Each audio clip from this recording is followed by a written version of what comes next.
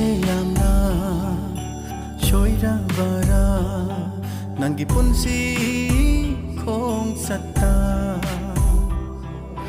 khong lau fa lau ta hoira bara hayu kai dau jau hai vage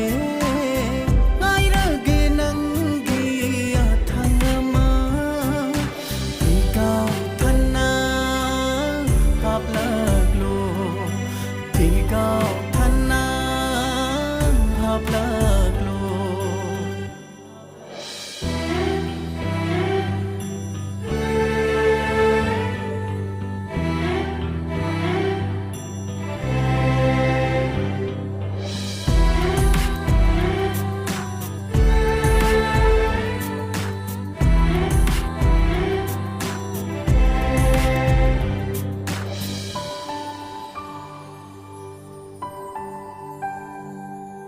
Sholam gani penda na lachinna